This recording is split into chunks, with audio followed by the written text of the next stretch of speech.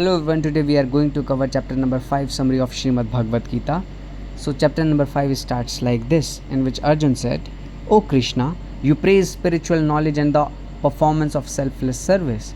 Tell me, which one is better of the two? The Supreme Lord said, the path of the self-knowledge and the path of the selfless service both lead to the supreme goal, but of the two, selfless service is superior to the self-knowledge. A person should be considered as a true sannyasi who neither likes nor dislikes. One is easily liberated from the karmic bondage by becoming free from the pairs of opposites, O Arjun. The ignorant, not the wise, consider the path of self-knowledge or renunciation and the path of selfless service, karma yoga, as different from each other. The person who has truly mastered one gets the benefits of both. Whatever goals a sannyasi reaches, a karma yogi also reaches the same goal. Therefore, the one who sees the path of renunciation and the path of unselfish work as the same really sees. But true renunciation, O Arjun, is difficult to attain without karma yoga. A sage equipped with karma yoga quickly attains God. A karma yogi whose mind is pure, whose mind and senses are under control, and who sees one and the same eternal being in all beings is not bound by the karma, though intensely engaged in the work. The wise or sannyasi who knows the truth thinks, I do nothing at all in seeing, hearing, touching, smelling, eating, walking, sleeping, breathing and speaking, giving, taking, as well as opening and closing the eyes. A sannyasi believes that only the senses are operating upon their objects.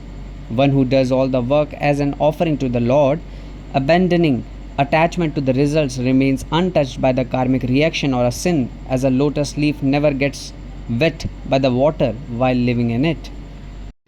The karma yogi perform action without attachment with the body, mind, intellect and senses only for self-purification. A karma yogi attains supreme bliss by abandoning attachment to the fruits of the work, while others who are attached to the fruits of work become bound by the selfish work. A person who has completely renounced attachment to the fruits of all works lives happily, neither performing nor directing any action. The Lord neither creates the urge for action, nor the feeling of doership, nor the attachment to the results of action in people. All these are done by the powers of nature. The Lord does not take the responsibilities for the good or the evil deeds of anybody. The self-knowledge becomes covered by the veil of ignorance. Thereby people become deluded and do evil deeds. Spiritual knowledge destroys the ignorance of the self and reveals the supreme, just as the sun reveals the beauty of the objects of the world. Persons whose mind and intellect are totally merged with the source, who are firmly devoted to the source, who have the source as their supreme goal and sole refuge, and whose impurities are destroyed by the knowledge of the source, do not take birth again. An enlightened person, by perceiving the Lord in all, looks at the learned and a humble priest, an outcast, even a cow, an elephant or a dog with an equal eye. Everything has been accomplished in this very life by the one whose mind is set in equality. Such a person has realized God, because God is flawless and impartial. One who neither rejoices on obtaining what is pleasant nor grieves on obtaining the unpleasant, who has a steady mind, who is undeluded and who is knower of the Supreme Being, such a person eternally abides with the Supreme Being. Such a person who is in union with the Supreme Being becomes unattached to the sensual pleasures by discovering the joy of self through contemplation and enjoys spiritual basis. Sensual pleasures are in truth the source of misery and have a beginning and an end. Therefore, the wise do not rejoice sensual pleasures. One who is able to withstand the impulse of lust and anger before death is a yogi and a happy person. One who finds happiness with the eternal being, who rejoices eternal being within and who is illuminated by the self-knowledge, such a yogi attains nirvana and goes to eternal being.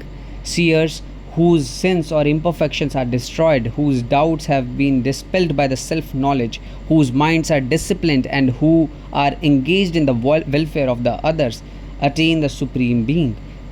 They who are free from the lust and anger, who have subdued the minds and senses, and who have known the self, easily attain the nirvana. A sage is liberated by the renouncing all material enjoyments, focusing the eyes and mind between the eyebrows, equalizing the breath, moving through the nostrils by using yogic techniques, keeping the senses, mind, and intellect under control, having salvation as the prime goal, and by becoming free from lust, anger, greed, and fear. My devotee attains peace by knowing me, the Supreme Being, as the enjoyer of sacrifices and austerities, as the great Lord of all the universe and the friend of all beings. So now we have covered chapter number 5, summary of Shrimad Bhagwad Gita. So if you have liked it, please share it with your friends and subscribe the channel. Okay, thank you. Jai Shri Krishna dosto.